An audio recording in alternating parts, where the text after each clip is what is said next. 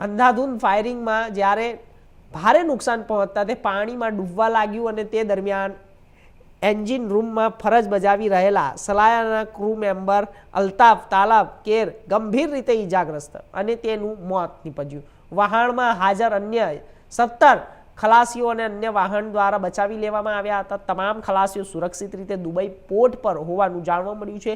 ઘટનાને લઈને Indian sailing vessels association secretary Adam ભાયાએ ભારત સરકારને ઈમેલ મારફતે રજૂઆત કરી, જેમાં મૃતકના પાર્થિવ દેહને વતન લાવવા અને અન્ય ખલાસીઓને તાત્કાલિક ભારત પરત લાવવાની માંગ કરવામાં આવી છે. સાથે ડેથ સર્ટિફિકેટ સહિતની જરૂરી પ્રક્રિયા ઝડપી પૂર્ણ કરવા તંત્રને અપીલ કરવામાં આવી છે.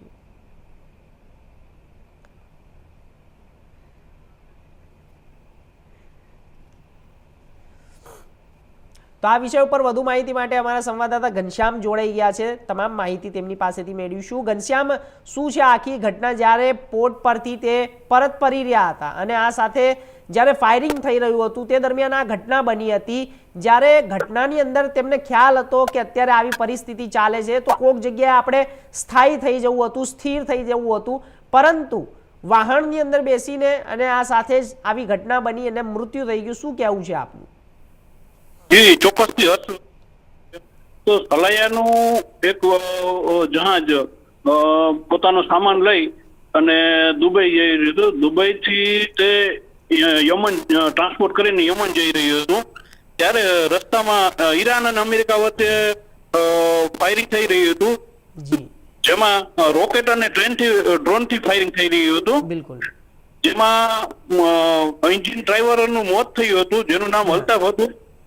સ્વ બચાવ કરવા માટે તે ઘણી મહેનત કરી રહ્યા હતા, પણ અંધાધૂંધ ફાયરિંગના હિસાબે તેમને છાતીના ભાગમાં ગોળી લાગવાથી તેમનું ત્યાં જ મૃત્યુ થયું હતું. જી. તો અને ઘનશ્યામ, આપણે જે આ જે ઘટના બની છે તે ઘટના ખૂબ જ દુઃખદ છે, પરંતુ હાલ જે પરિસ્થિતિને જોતા સરકાર તરફથી, તંત્ર તરફથી શું અત્યારે હાલ મદદ મળી રહી છે? તેમના પરિવારોની શું પ્રતિક્રિયાઓ સામે આવી રહી છે? કારણ કે આ એક દુઃખદ ઘટના છે. કારણ કે સમજવામાં આવે કે જે બે દેશો વચ્ચે અત્યારે હાલ જે યુદ્ધ જેવી પરિસ્થિતિઓ સર્જાઈ છે, સંઘર્ષ ચાલી રહ્યું છે, તે વચ્ચે ભારતીય લોકો ત્યાં કેટલા ફસાયેલા છે, હજુ કેટલી જ્યારે સંખ્યા હશે, તેવું કઈ વિગતો સામે આવી છે?